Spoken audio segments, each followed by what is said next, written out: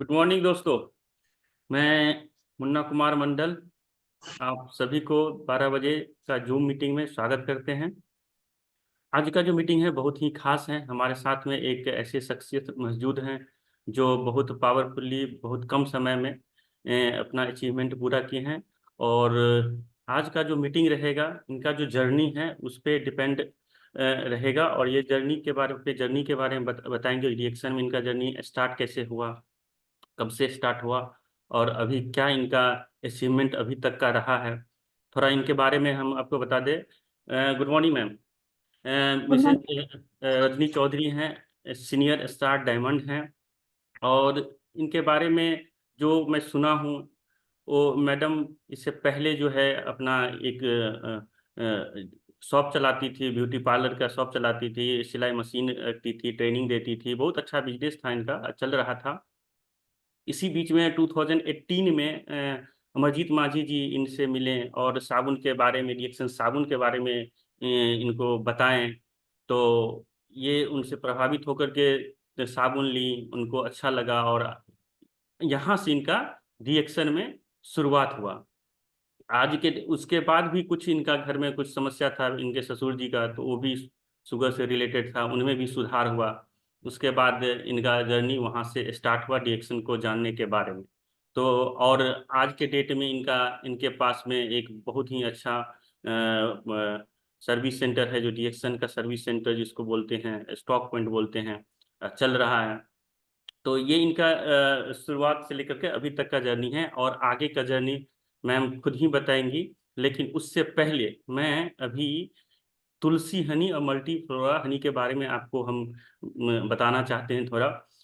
आज के डेट में जो मौसम आप देख रहे होंगे, मौसम इतना फ्लक्चुएट करता है, मौसम इतना कभी बारिश हो रहा है, कभी धूप निकल रहा है। तो इससे क्या हो रहा है, जो इम्यून सिस्टम है वीक हो रहा है, तो इससे सर्दी जुकाम बीमारी हो रहा है। तो हमारे पास में उसको प्रोटेक्ट करने के लिए हमारे पास तुलसी हनी, मल्टीफ्लोरा हनी, दो तरह का हनी हमारे पास में है। हनी का गुण सभी आदमी जानता है और हनी जो है एक औषधि है। हमारे परंपरा में आप देखेंगे, आयुर्वेदिक में देखेंगे, ये एक औषधि माना गया है तुलसी को।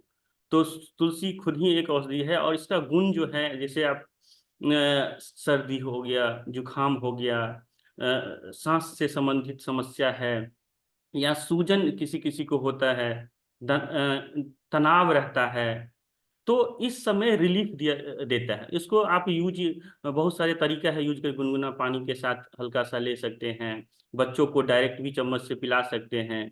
तो इसका गुण बहुत सारा है और इसको यूज करिए। अभी मौसम है यूज करने का, और ये इसका मौसम की कोई ये नहीं है, कभी भी यूज कर सकते हैं। लेकिन खास करके सर्दी जुकाम में बच्चों को, बूढ़े बुजुर्ग को, सभी को ये दे सकते हैं।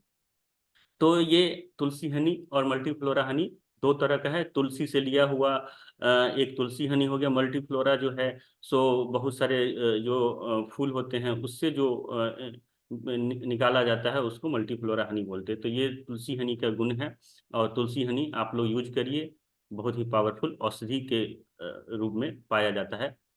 Thank you, thank you so much ma'am, और आपका इस मीटिंग में स्वागत करते हैं। और आपका जो जर्नी है, बहुत आदमी जुड़ा हुआ है इस मीटिंग में आपका जर्नी सुनने के लिए।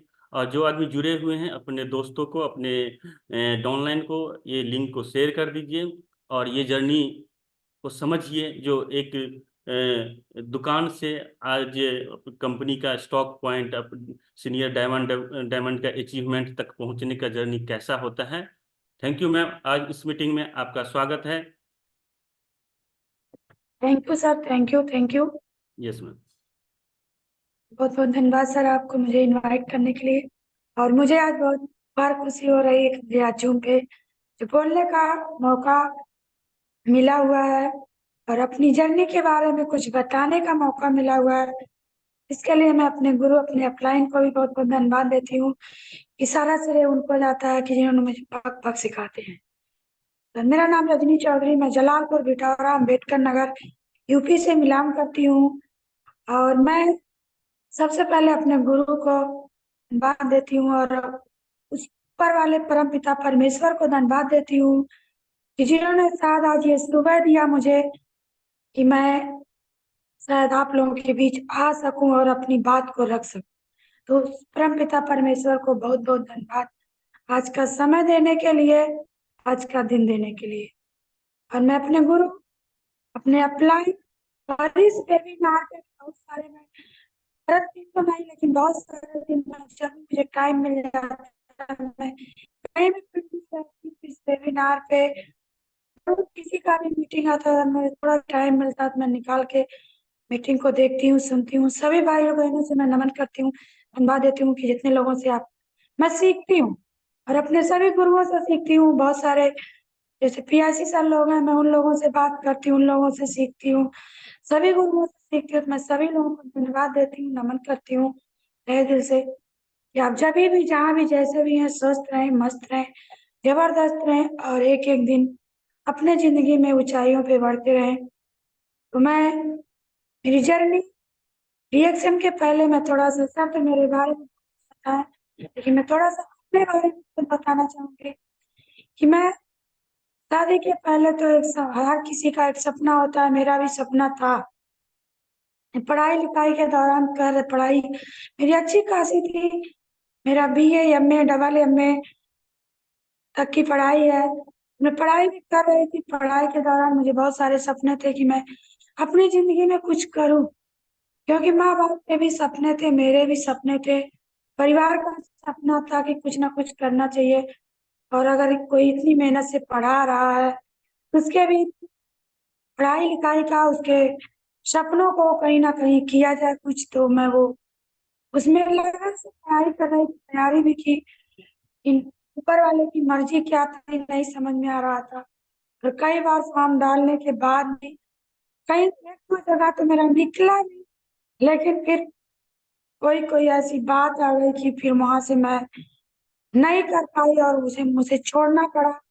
छोड़ के मैं फिर घर पे ही बैठी थी कि उसी बीच एक जो होता है हर लड़की के साथ कि माँ बाप सोचते हैं कि उनकी शादी कर दिया जाए, परिवार अपना हो जाए। उसी तरह मेरे भी साथ होता है, मेरी शादी होती है। परिवार में आने के बाद भी मेरे साथ युवा की परिवार से एक सपना दिखाया गया कि आप पढ़िए, कुछ अगर करना चाहती तो आप पढ़िए। मैंने ससुराल से भी कुछ पढ़ाई लिखाई किया। शुरू में परिवार का बहुत अच्छा सपोर्ट मिला और सपोर्ट मिलने के बाद मैंने पढ़ाई भी कुछ की, तैयारी भी की और मैंने BTC B.Ed को निकाला भी, किया भी। लेकिन फिर उसी बीच क्या होता है कि टेट की तैयारी करनी होती है। टेट में क्या होता है कि बोले कि मेहनत करोगी निकाल ले जाओगी तो अच्छा है, नहीं तो फिर धीरे धीरे उम्र का भी हो रहा था कि उम्र बढ़ता ही जा रहा, बढ़ता ही जा, पता नहीं टेट निकलेगा कि नौकरी मिलेगी कि नहीं मिलेगी। ये मेरे मन में कुछ शंका हुआ। फिर मैंने सोचा कि अगर जो पढ़ाई लिखाई की पैसा मैं वहां खर्च कर रही हूँ, पता नहीं वहां पर कोई गारंटी है कि नहीं है। और मेरे इसी बीच मेरे एक बच्ची भी हो जाती है और एक बाबू मेरा, मैं दो बच्चों की माँ भी बन जाती हूँ। और मेरा सपना जो था वो धीरे धीरे थमने लगता है कि क्योंकि परिवार के हिसाब से चलना पड़ने पड़ा और परिवार में बहुत सारी तंगियां आने लगी। मेरा संयुक्त परिवार आज भी है, तभी मेरा संयुक्त परिवार था। परिवार में मुझको लेकर, मेरे पढ़ाई को लेकर बहुत सारे कुछ अनासाई होने लगे। तो मैंने एक चीज सोचा अपने आप से कि नौकरी मिलेगी कि नहीं मिलेगी इसके लिए कोई गारंटी नहीं है। फिर मैं अपने परिवार वालों से बात करती हूँ कि मैं अगर कुछ करवा देंगे मुझे कुछ पैसा दे देते हैं, क्योंकि मेरे बच्चे भी धीरे धीरे थोड़ा बड़े होने लगे और बच्चों की देख रेख पढ़ाई लिखाई का समय धीरे धीरे आने लगा। मैं सोचू अगर खुद मैं अपने ऊपर सारा खर्च करती रहूंगी फिर मेरे बच्चों का क्या होगा, मेरे बच्चों का भविष्य बिगड़ता जाएगा। और मैं बच्चों का भविष्य देखने के बाद मुझे लगा कि मुझे अब कुछ ना कुछ जरूर करना चाहिए इनकम के लिए, पैसे के लिए। फिर उसी बीच परिवार से सहमत लेके कुछ करने का प्रयास किया, क्योंकि मैं सिलाई पार्लर ये सब पहले से मुझे इसके बारे में बहुत सारा नॉलेज था। पढ़ाई के दौरान मैं ये सब किया करती थी, मेरे शौक था कि मैं ये सब करती थी। बचपन से ही मुझे शौक रहता था। मैं जो भी कोई कर रहा उसको देख के मैं उसको करने का प्रयास करती थी और सीखती थी और सीख लेती थी। ये सब मेरा शौक, बचपन का शौक था। और मैं उसी शौक को अपने एक करियर के रूप में बदलना चाहती थी कि मैं वो करियर तो मुझे नौकरी के रूप में नहीं मिल रहा, मैं इसी तरह से अपनी जिंदगी को बदलना चाहूंगी। और मैं कुछ पैसा कमाने के चक्कर में ये सब मैंने करने का प्रोसेस किया। लेकिन उसी बीच मेरे साथ एक कुछ पारिवारिक घटना घटती है और मुझे कहीं ना कहीं ससुराल से मायके जाना पड़ता। और मैं मायके जाके करीब 1.5 से 2 साल वहां पे रहती हूँ। अब माँ बाप किसी का कितना भी हो, उनका भी अपना एक परिवार होता है। उस परिवार को चलाने के साथ साथ मैं 2 बच्चों के लेके मायके में रहती हूँ। और मायके से मुझे कोई प्रॉब्लम तो नहीं थी, बशर्ते मेरा बड़ा बच्चा जो था वो स्कूल जाने लायक। मेरी जिम्मेदारी इतना बढ़ गई कि मेरे समझ में कुछ भी नहीं आता था कि मैं करूँ तो क्या करूँ। मायके में रह के मैं पिताजी के ऊपर इतना बड़ा भार नहीं बनना चाहती थी कि पिताजी मेरे बच्चों को पढ़ाए, मेरी देख रेख करें। हर चीज पिताजी कितना देखते, मेरा देखते थे, अपने और परिवार को देखते। ये सब मेरा चल ही रहा था। यहाँ तक कि मेरे पिताजी मेरे बच्चे का एडमिशन भी करवा दिए। और एडमिशन के साथ मेरा जो है करियर चल रहा था ऐसे ही। फिर एक एक दिन चलते चलते मुझे एक दिन ये लगा कि या या तो बाहर से बाद में आया। तो फिर मैं अपना करियर बनाने के लिए काम कर रही थी। वहां पे से भी प्रोसेस की कि नहीं, पिताजी के पास ही रह के पिताजी से बातचीत करके मैं अपना काम यहीं से करूंगी। लेकिन उसी बीच कुछ दिन बीतते समय वक्त नहीं लगता, धीरे धीरे 2 साल का वक्त बीत गया। मैं वहां से कुछ की नहीं, पूरी प्लानिंग की थी कि वहीं से मैं अपना पार्लर चलाऊंगी, सिलाई सेंटर। लेकिन उसी बीच फिर मेरे घर से घर वाले जाते हैं और जाने के बाद नहीं, इनको घर जाना है, परिवार में बहुत समस्याएं हो रही हैं इनके बगैर। तो वो पिताजी से बातचीत क्या होती मैं नहीं जानती हूँ। मुझे बाद में पता चलता कि मुझे कुछ 2-4 दिन बाद ससुराल में घर जाना है। फिर मैं अपनी तैयारी करके आ जाती हूँ ससुराल। यहाँ आने के बाद और मैं वहां आने से पहले ही मुझे जो लेने के लिए गए थे मैं उनसे, वो कोई और नहीं, मेरे सगे देवर हैं छोटे, श्री रंजीत वर्मा जी। आज वो भी फुल टाइम रिएक्शन ही करते हैं। वो लेने गए और मैंने उनसे एक ही वादा किया था कि मैं आपके घर जाऊंगी तो, लेकिन मैं घर पे नहीं रहूंगी। अगर मुझे कुछ आप करवा देंगे आप लोग तो मैं अपने करियर के लिए, अपने बच्चों के लिए कुछ करके मैं सुबह शाम आपके घर रहूंगी, लेकिन दिन भर मैं अपना बाहर रह के कोई काम करूंगी। मैं आपके घर में ये जो पारिवारिक कलह होती है, झगड़ा लड़ाई परिवार का, ये सब मैं आपके घर में जाके नहीं कर पाऊंगी और मैं नहीं जाऊंगी। मैंने कहा नहीं, ऐसा कुछ भी नहीं होगा, आप चलिए और आपके लिए दुकान खुलवा दिया जाए, आपका शॉप खुलवा दिया जाए। मैंने कहा ठीक है, तब मैं चलूंगी आपके यहाँ। और उसी का टारगेट मैं लेके वहां से यहाँ आई। और वहां से आने के बाद कुछ ही दिन, हफ्ता महीने के अंदर ही मेरी शॉप खुलती है। और शॉप पे मैं अपना एक कैरियर के रूप में, बिजनेस, छोटा मोटा रोजगार के रूप में अपना करना शुरू करती हूँ। ये करीब 2013 की बात है। वहीं से मैं अपने एक छोटी सी शॉप डाल के, दुकान डाल के ब्यूटी पार्लर का, ब्यूटिशियन का करना शुरू करती हूँ।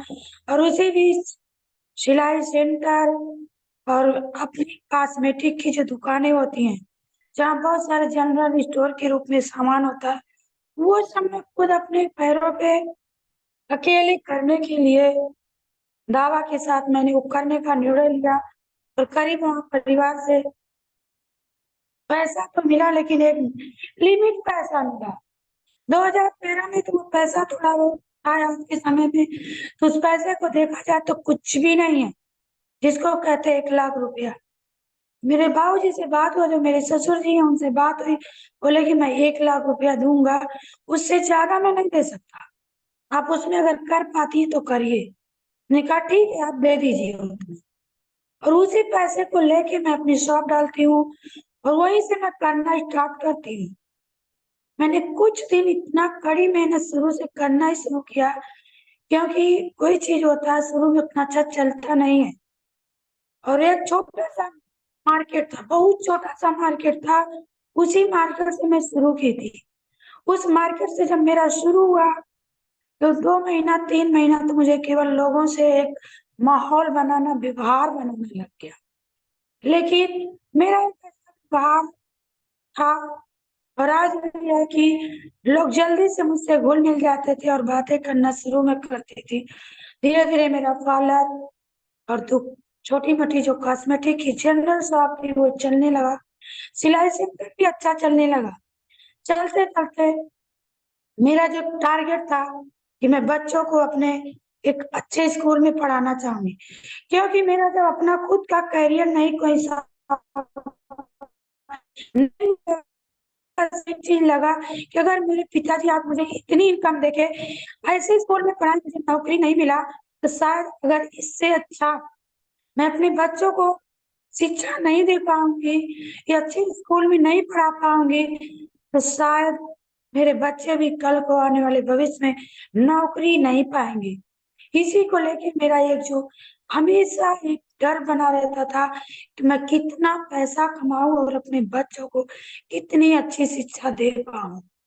उसी को लेके मैं इतनी कड़ी मेहनत करती थी, इतना कड़ी मेहनत करती थी कि महिलाएं भी मेरी आवाज जितनी महिलाएं सुन लेंगी, जो दीदी पार्लर चलाई होंगी या सिलाई सेंटर चलाई होंगी या कोई भी शॉप डाली होंगी, कभी भी जानती भी कितना मेहनत करना पड़ता है।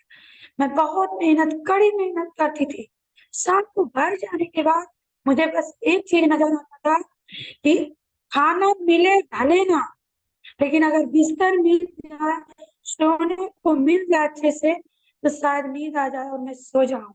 शाम को शरीर में इतनी ज्यादा थकान हो जाती थी, इतना ज्यादा शरीर में वो हो जाता था कि शाम को खाने के लिए मन नहीं होता था, केवल बिस्तर होता था कि बिस्तर मिल जाए और हम आराम से सो जाए। यही मुझे होता था। ऐसे धीरे धीरे चलते चलते 2 साल 3 साल 4 साल बीत गया, और बीतते ही जा रहा था। उसी बीच मुझे शारीरिक समस्याएं होना शुरू हो गया। वो शारीरिक समस्याएं केवल एक कड़ी मेहनत की वजह से, केवल कड़ी मेहनत की वजह से आंखों पे चश्मा लग गया, शरीर में बहुत सारी समस्याओं की वजह से दांत का खुजली की प्रॉब्लम मुझे हो गई, और उसकी मैं दवा, इलाज, डॉक्टर दवाई, डॉक्टर दवाई।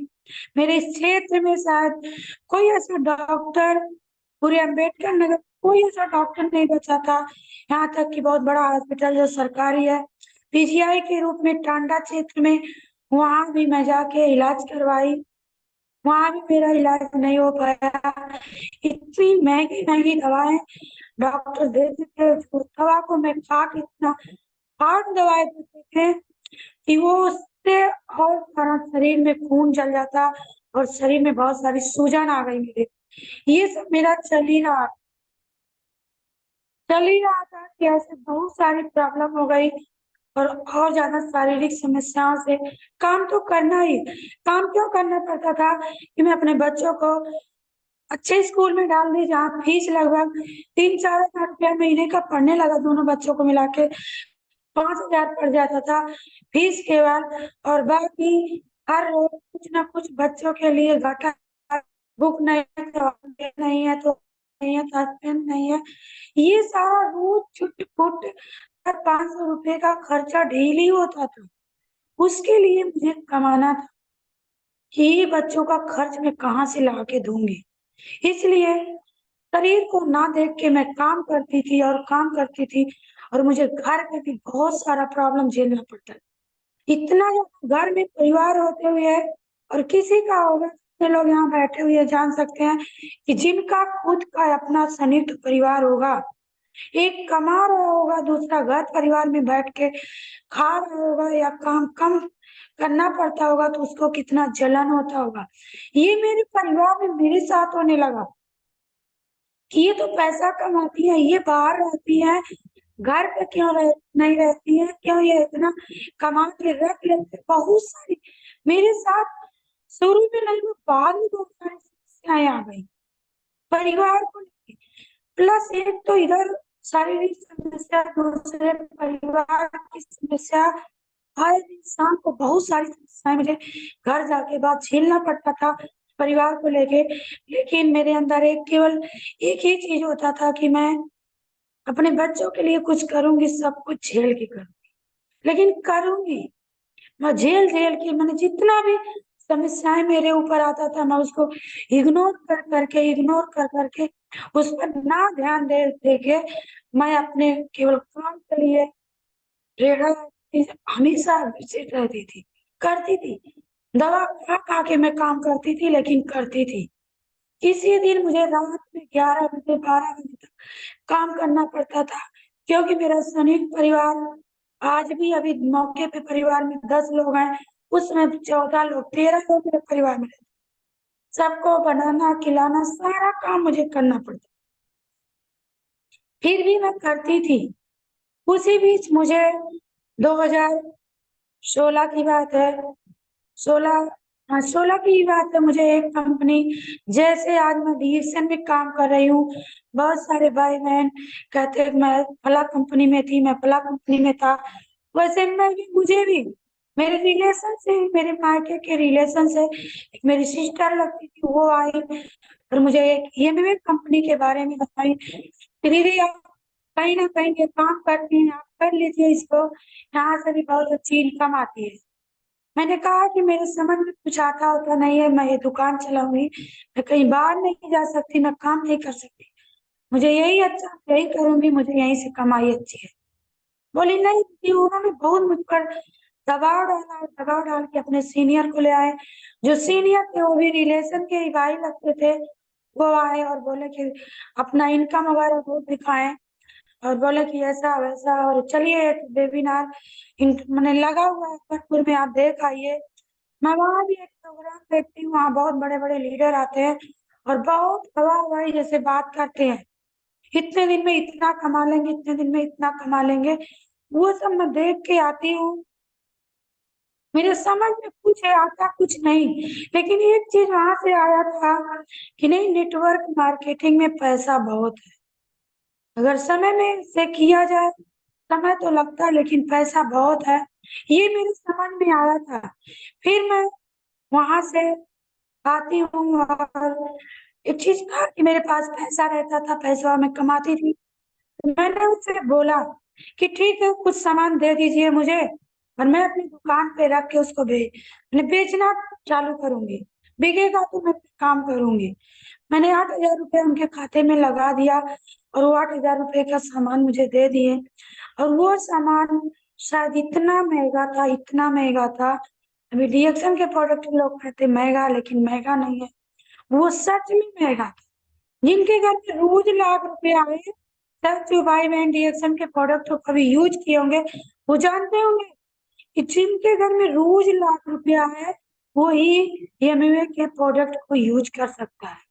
उसी तरह मुझे जब खाने के बाद उसका एमआरपी डीपी का पूरा रेट लिस्ट मिला, तो मुझे लगा कि ये सामान मेरे यहाँ नहीं चलेगा, ये छोटा सा मार्केट है, यहाँ कैसे निकलेगा। उन साढ़े 8,000 रुपये के जितना भी सामान मेरे पास था, मैंने अपने मायके में, अपने घर में, अपने बच्चों के ऊपर खा खिला के सब खत्म कर डाला। दोबारा फिर मेरी हिम्मत नहीं हुई कि मैं उस प्रोडक्ट को ले लूं। फिर उसके बाद मेरे पास, वो कुछ दिन बाद एक और कंपनी ऐसे ही आती है, वो मेरे ही पास से पार्लर चलाने वाली ही दीदी थी, वो मुझे बताई, बोली कि इसमें बहुत सारा ये है, डीमो वगैरह दिखाई। मैं अपने शॉप के बगल में ही लोगों को इकट्ठा करके बोली कि आप लोग देखिए सुनिए, अच्छा हो तो किया जाए। मैंने उसमें किया, लोगों को इकट्ठा किया, लेकिन लोग उस पर कोई बिलीव नहीं हुए। उसमें एक छोटी सी चिप हुआ करती थी और एक उस जैसे हमारे यहाँ नारंगी का जूस आता है, उसमें भी एक नोनी का जूस आता था, लेकिन एक ढक्कन पिला के उनको शरीर के ऊपर ताकत लगाते थे, शरीर झुकता नहीं था, डिमो करवाते थे। ये सब बहुत सारे लोगों का ये गलत है, झूठ है, नहीं करना चाहिए। लेकिन उनका बहुत दबाव मेरे ऊपर बोलती थी कि नहीं, पार्लर का सामान लीजिए, ये लीजिए, वो लीजिए, जो निकलने वाला वो लीजिए। मैंने बोला कि ठीक है, ला के दे दीजिए। वहां से सामान मंगवा ली और 6,000 रुपया उनको भी दे दिया।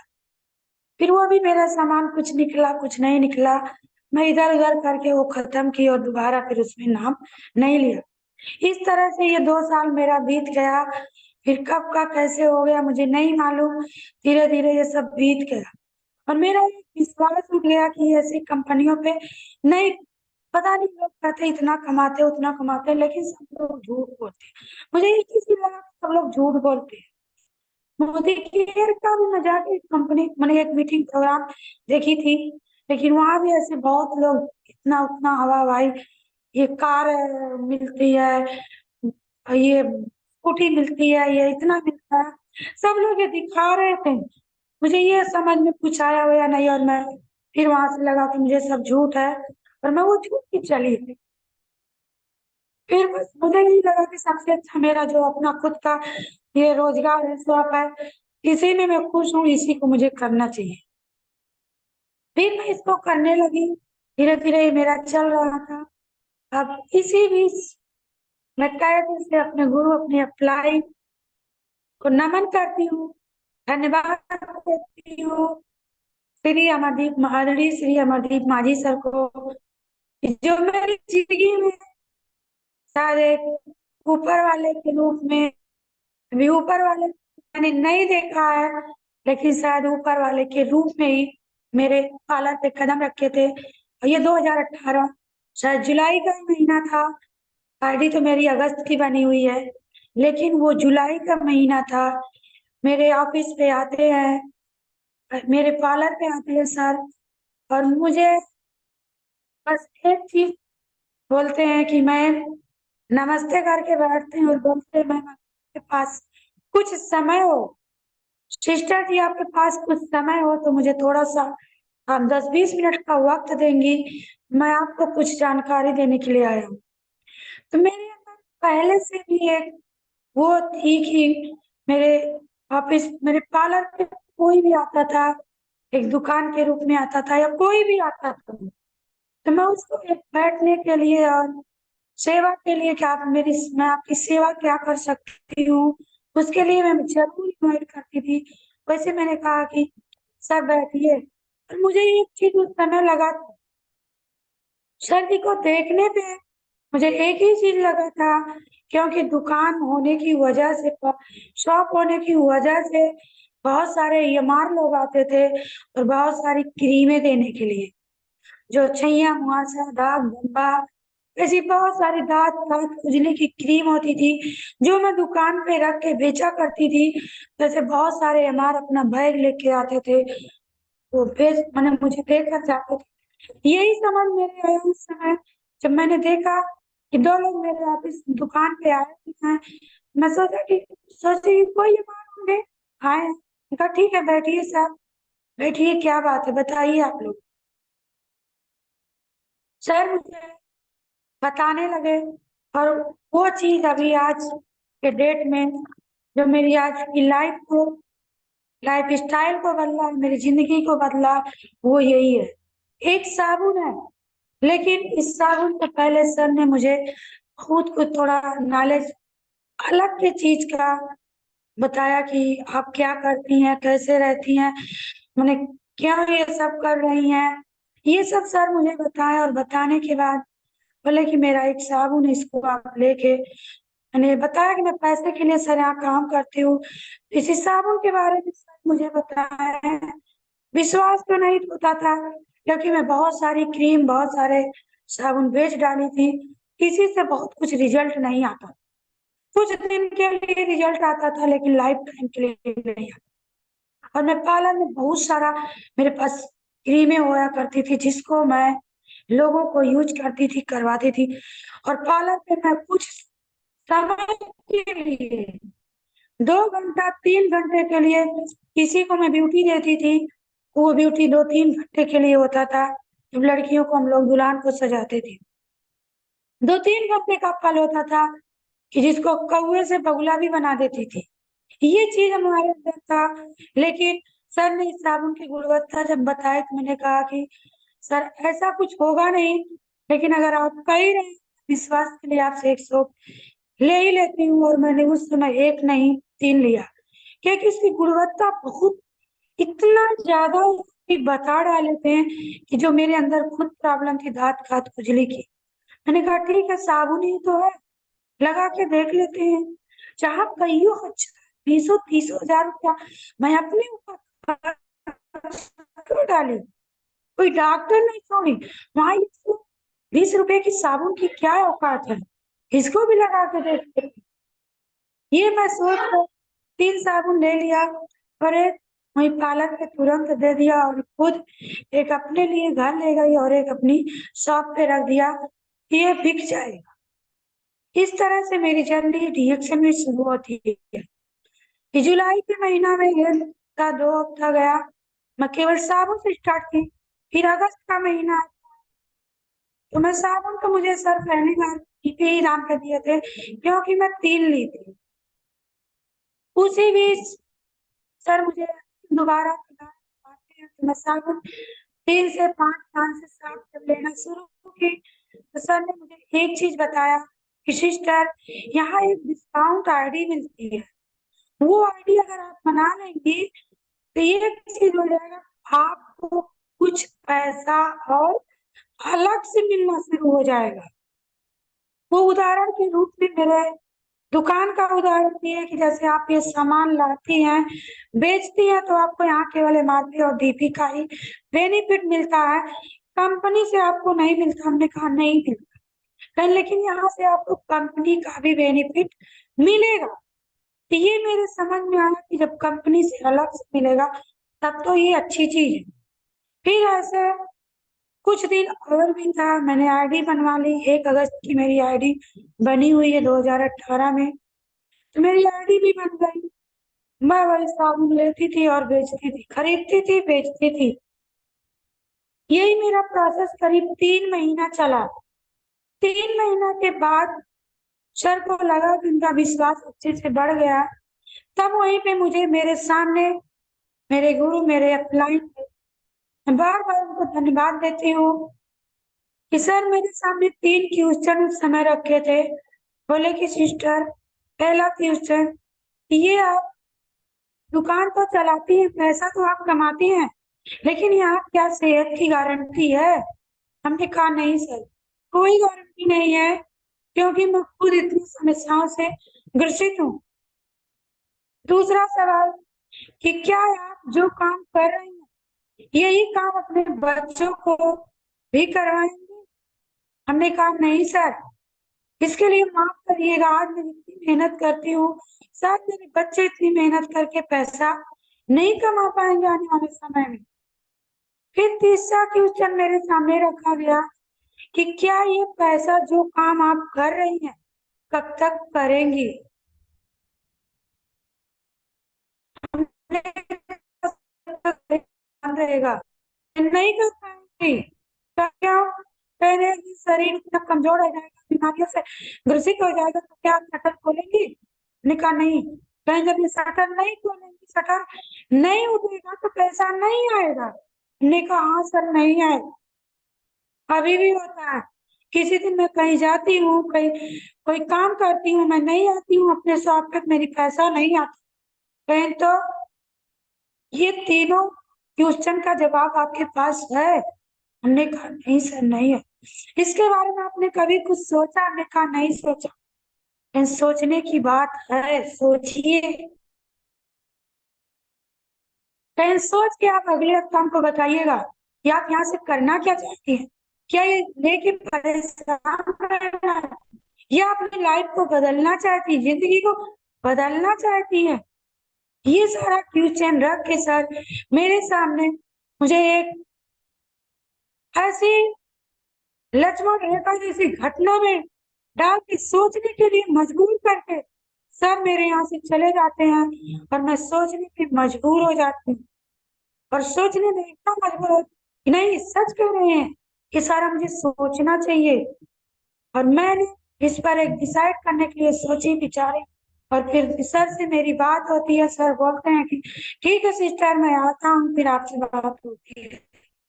फिर वो अगले हफ्ते मेरे यहाँ आते हैं और बैठ के मुझे बहुत सारी जानकारियां देते हैं रिएक्शन के बारे में। और बड़े भैया अभी जो मुझे पल पल सिखाते हैं, पल पल मुझे गाइड करते हैं, उन मेरे प्रेरणा स्रोत हैं श्री आदरणीय प्रदीप माली सर।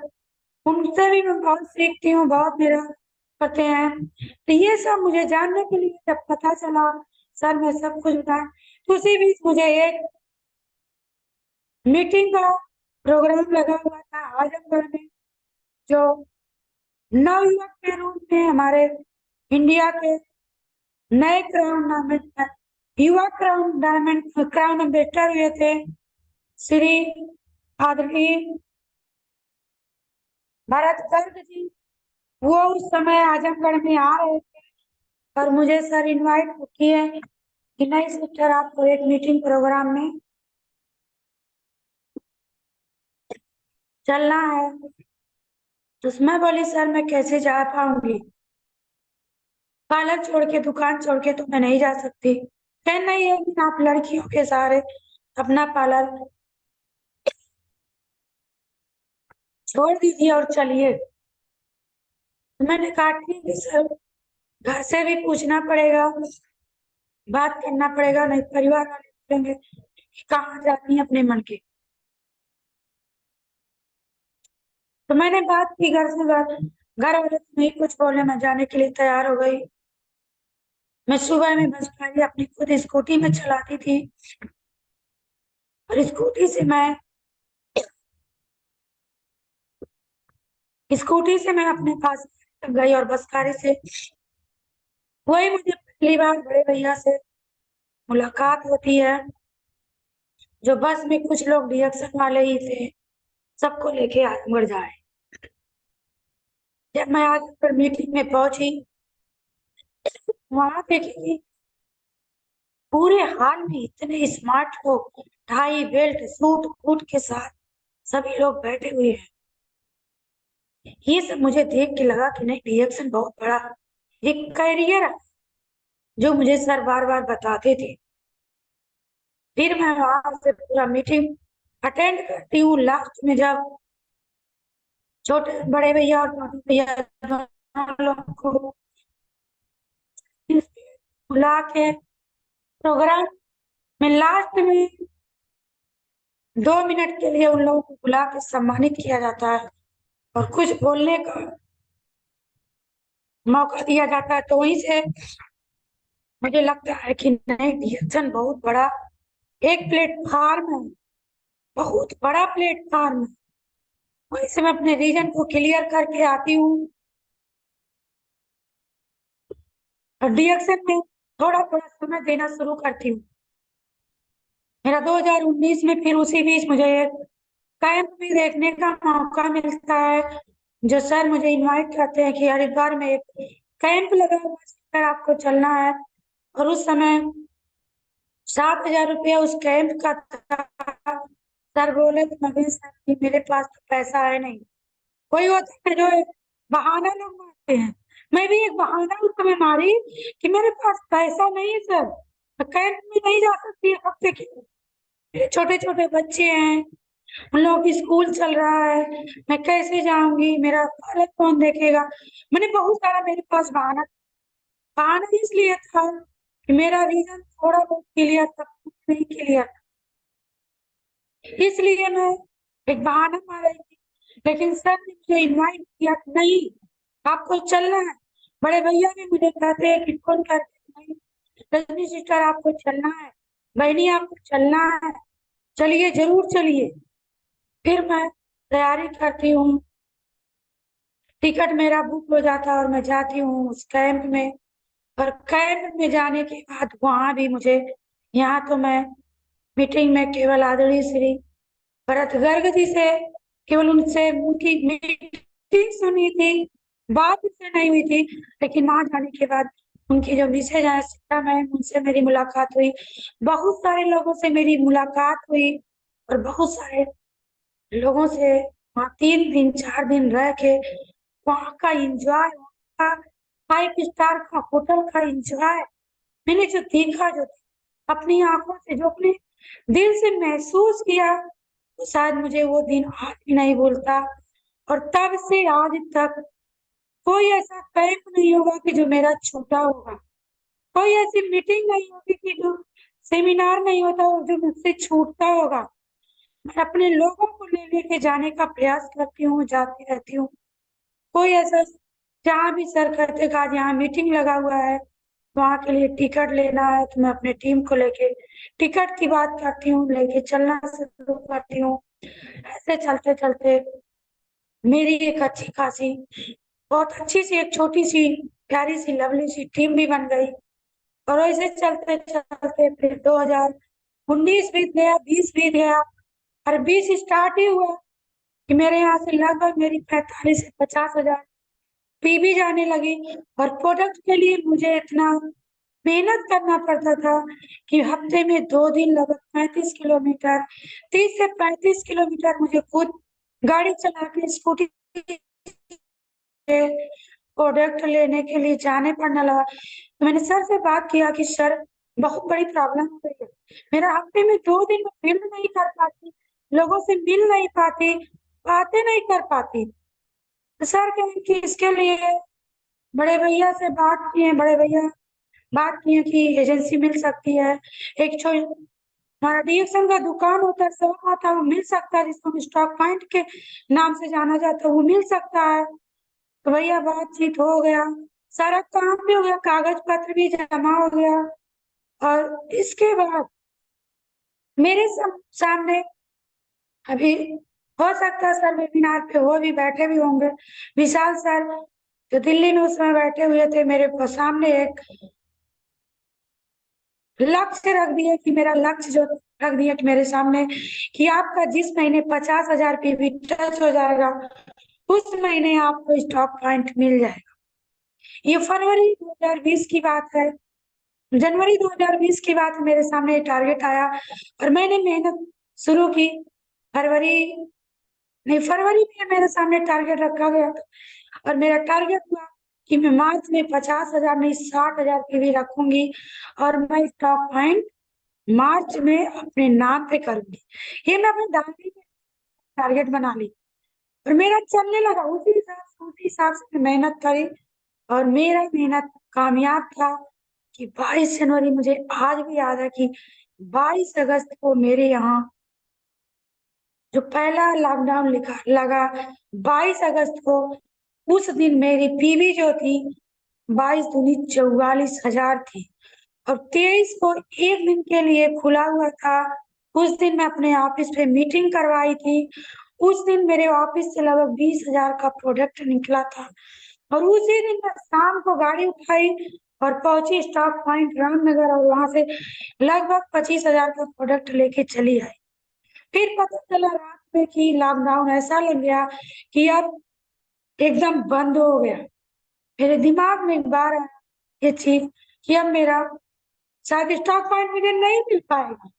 मैं इतना अपने आप पे बार पछताने लगी, मुझे आंखों से आंसू आ गए कि मैंने तो 20 दिन 25 दिन 22 दिन मेहनत की, लेकिन एक हफ्ते का मेहनत मेरा बेकार हो जाएगा, मुझे अब नहीं मिलेगा। लेकिन ये प्रोसेस मेरा चलता रहा और हुआ। फिर सारी सारी चीजें बंद हो गई तो मेरा ये भी बंद हुआ, लेकिन मैं उस लक्ष्य पे अपनी मेहनत करती रही, मेहनत करती रही।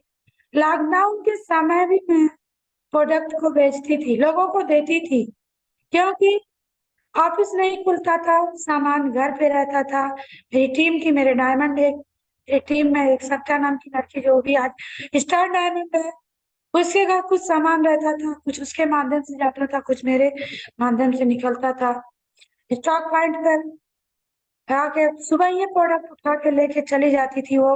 मैं भी आके, जो कि गाड़ी घोड़ा और नहीं चलते थे, पुलिस वाले डांटते थे, मारते भी थे, लेकिन भोर में आके रूम खोल के ऑफिस खोल के निकल लेके चले जाते थे।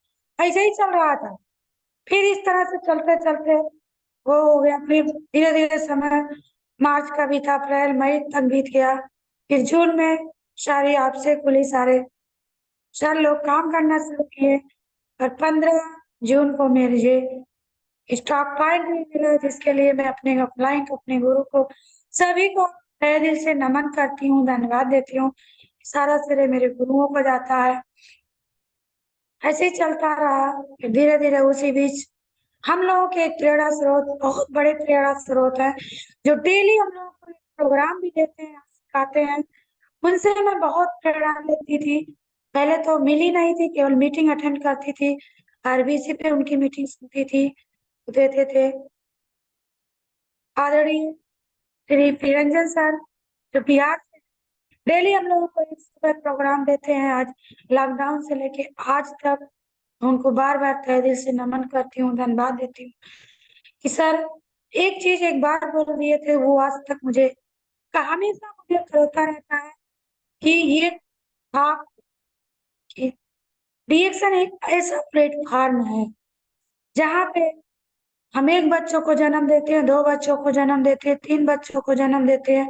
वो हमारे बच्चे, उन बच्चों का लालन पालन तब तक करते हैं, तब तक करते हैं कि जब तक हमारे शरीर में ये ताकत रहता है। यहाँ तक कि बेटी बेटा का ब्याह करने के बाद भी माँ बाप के पास अगर वो हैसियत है तो वो तब तक अपने बच्चों का लालन पालन करते हैं, उनकी देख रेख करते हैं, उनको देते लेते हैं, तरह से देते हैं। लेकिन उसी बीच अगर हमारे एक दो तीन चार जितने भी जितने जितने बच्चे हैं, उन बच्चे के अलावा अगर हम एक बच्चा जो डिएक्शन रूपी बच्चा है गोद ले ले और उसका पालन पोषण ज्यादा नहीं, थोड़ा सा ध्यान से अच्छे से देखभाल 3 साल 5 कर दे, जिसको हम लोग बोलते हैं डिएक्शन रूपी एक हमारा गोद लिया हुआ बच्चा, उसको हम 3 से 5 साल अगर अच्छे से परवरिश कर दें तो शायद वो बेटा हमारा एक पीढ़ी नहीं, यानी कितनों पीढ़ी तक वो हमारा देख रेख करता रहेगा, पता नहीं कितने पीढ़ियों को देख रेख करेगा। ये बात मुझे हमेशा रोकता है, हमेशा मुझे याद दिलाता रहता है कि रिएक्शन रूपी आपका गोद लिया हुआ बच्चा, मेरा रिएक्शन रूपी गोद लिया हुआ बच्चा, इसका मैं पालन पोषण आज अच्छे से कर रही हूँ कि कैसे कर रही हूँ, इसके लिए मैं हमेशा अपने दिमाग में सोचती रहती हूँ, मैं इसका पालन पोषण इतने अच्छे से करूंगी कि ये मेरा बच्चा मेरी नहीं, मेरे बच्चों के और बच्चों के बच्चों का पालन पोषण करेगा। अभी आज मैं देखती हूँ हमारे बीच आदरणीय श्री के अग्रवाल सर, जिनको मैं की आत्मा को हमेशा थोड़ा स्पर्श करती हूँ, कहीं भी हो उनकी आत्मा शांति से रहे। सर हमेशा उनसे भी मैं प्रेरणा लेती थी। और एक बार, पहली बार जब मेरा आरबीसी पे मीटिंग लगा हुआ था, और जैसे मीटिंग खत्म हुआ तुरंत सर मेरे व्हाट्सएप पे कॉल करते हैं और बोलते हैं बिटिया, माँ जी जैसे कहते रहे वैसे करती रहो और अपना नाम पूरी दुनिया में रोशन करो। सर आज मेरे बीच नहीं है, लेकिन वो बात मुझे हमेशा टच करता है, हमेशा याद दिलाता है कि सर, और उनका मैं देखती हूँ अभी बीच में फ्रीडम डे के समय सर के सुपुत्र आए हुए थे और जो बता रहे थे कि आज पिताजी के ना रहने पर हम लोग कुछ भी नहीं कर रहे हैं, लेकिन हम लोग हमारे घर में पैसा बढ़ते क्रम में आ रहा है, बढ़ते क्रम में आ रहा है। तो ये चीज मैं खुद कर रही हूँ और करती रहूंगी, मेरा ये समर्पण है। आज मैं स्टार हुई, डायमंड हुई, और डायमंड का पद मुझे पहली बार मिला भी नहीं था, मैं डायरेक्ट डायमंड नहीं हुई थी, मैं डायरेक्ट इसके भी स्टार डायमंड बनी थी, अपने नीचे एक लोगों को डायमंड बना के बनी थी। तो ये मेरा लक्ष्य भी था कि मैं अपने लिए तो काम कर ही रही हूँ, लेकिन अपने टीम को अगर आगे बढ़ाऊंगी तो अपना टीम अपना तो ऑटोमेटिक भला हो जाता है। और आज मैं टीम को लेके काम भी कर रही हूँ और टीम मेरा अच्छे से चल भी रहा, काम भी कर रहा है। तो ये मेरा लक्ष्य है, मेरा काम चल रहा है, मैं ऐसे ही काम कर रही हूँ। प्रोडक्ट का रिजल्ट बहुत अच्छा है, बहुत अच्छा है। जितना नहीं चाहिए उससे ज्यादा है। तो फिर ये मैं बहुत अच्छे से, अभी मेरा, मैं इसी 2024 में अपना एक लक्ष्य और बना ली हूँ कि मेरा अभी तक तो सीनियर स्टार डायमंड का पद है। लेकिन मैं अपने अलग दो दो अलग अलग दो लाइन में अपने दो लोगों को डायमंड बनाऊंगी। मेरा जो टारगेट हुआ है नवंबर और दिसंबर का, एक लोगों को मैं नवंबर में डायमंड बनाऊंगी और दूसरी लाइन में दिसंबर में डायमंड बनाऊंगी। और इस डायमंड बना के मैं अपने आप को डबल डायमंड का पद अचीव करूंगी। इसके लिए गुरुओं को, अपने अपलाइन को धन्यवाद देती हूँ। और डीएक्सन हमारा एक ऐसा प्लेटफॉर्म है, ये हमेशा मुझे विरोध करता है। यहाँ पे बहुत सारे भाई बहन बैठे होंगे, बस मैं एक चीज बताऊंगी, डीएक्सन एक धैर्य का बिजनेस, डीएक्सन एक धैर्य का बिजनेस है। यहाँ रातों रात कुछ भी नहीं होता है, कुछ भी नहीं होता। डीएक्सन एक आम रूपी पेड़ है। मैं देखती हूँ बार बार मैं पेड़ डाल लेती हूँ, कभी इस पर, डीएक्सन एक आम का पेड़ है। जैसे एक आम का पेड़ जब एक बीज से अंकुरित होकर निकलता है तो धीरे धीरे समय लेता है, कुछ दिन बाद वो बड़ा होता है। उसको बड़ा होने में 3 से 5 साल लग जाता है। 5 साल के बाद उसमें जब बौर आता है, वो 5 साल के बाद जब बौर आता है तो उस बौर में बहुत सारे टिकोरे लगने लगते हैं, बहुत सारे टिकोरे लगते हैं। उस टिकोरों में कुछ टिकोरे थोड़ा सा आम बन जाते हैं। फिर उस आम में कुछ आम आंधी तूफान से झड़ जाते हैं और कुछ आम जो लास्ट में बचे रहते हैं, लड़ लड़ के बचे रहते हैं, वो पक्के आम। हम ही नहीं, हमारे बच्चे भी खाते हैं, बच्चों के बच्चे भी खाते हैं। वैसे ही हमारा रिएक्शन है, वैसे ही हमारा रिएक्शन है कि हम लोग जब रिएक्शन, जब हमारा आईडी बनती है तो हम लोग एक छोटे से बीज के रूप में अंकुरित होते हैं और हमारे गुरु हमको सींच साच के पाल पोस के बड़ा करते हैं। तो बहुत सारा है। तो आप लोग, मेरी बातों में क्या अच्छा लगा क्या बुरा लगा मैं नहीं जानती, लेकिन बस मैं यही जानती हूँ कि अगर मैं रिएक्शन कर सकती हूँ तो इस वेबिनार पे बैठा हर एक इंसान, मेरे गुरु अपलाइन, छोटे भाई बहन जितने भी हैं, सब लोग कर सकते हैं। तो अब मेरे पास समय नहीं है, मैं और से ज्यादा और समय अलाउ भी नहीं करता कि मैं बोलूं। तो लास्ट में मैं अपने एक शब्द के दो शब्द के साथ अपनी बारी को विराम दूंगी। मेरे सभी लोगों को मैं नमन करती हूँ, धन्यवाद देती हूँ, आज इस वेबिनार को धन्यवाद देती हूँ, अपने गुरुओं को धन्यवाद देती हूँ। और आप सभी लोग इस वेबिनार पे जुड़े हुए, स्वस्थ रहिए, मस्त रहिए, जबरदस्त रहिए और रिएक्शन में लगे रहिए। एक दिन अपनी जिंदगी को नहीं, अपने बच्चों की जिंदगी को बदल सकते हैं। इसी के साथ मैं अपनी वाणी को विराम देती हूँ। Reaction, good morning. Thank you ma'am. आज का मीटिंग बहुत ही जबरदस्त रहा। मैम का जो जर्नी है बहुत ही खूबसूरत जर्नी कहें, पावरफुल जर्नी कहें, और मेहनत वाला जर्नी जिसको बोलते हैं, जो हाउस वाइफ से लेकर के घर परिवार को संभालना, अपना भी काम संभालना, उसके बाद रिएक्शन को इतना आगे तक लेके जाना रिएक्शन के साथ जुड़ करके, तो ये हिम्मत का भी काम है और एक हौसला का भी काम है। जो अगर लगातार आप किसी काम को करते हैं तो लगातार जब तक करेंगे तब तक वो पूरा ना हो तब तक आप छोड़े नहीं। कोई भी काम को शुरू से लेके लास्ट तक मजबूती से खड़ा रहे, उसके साथ तो जरूर वो पूरा होगा। वही हाल था मैम का। एक साबुन से स्टार्ट किया, आज सीनियर एसएसडी की पोस्ट पे आई हैं मैम। तो बहुत बहुत धन्यवाद मैम आप का ये जर्नी के लिए। और आपको नेक्स्ट मीटिंग भी हम करेंगे और इससे भी अच्छा सेशन रहेगा, जबरदस्त रहेगा। तो थैंक यू मैम। 12 बजे वाले मीटिंग को आपने ये हम लोग के साथ शेयर की अपना जर्नी को। और कल का डेट फिर 12 बजे आपसे मिलते हैं। Thank you all. Good morning. Good morning sir, thank you. Thank you.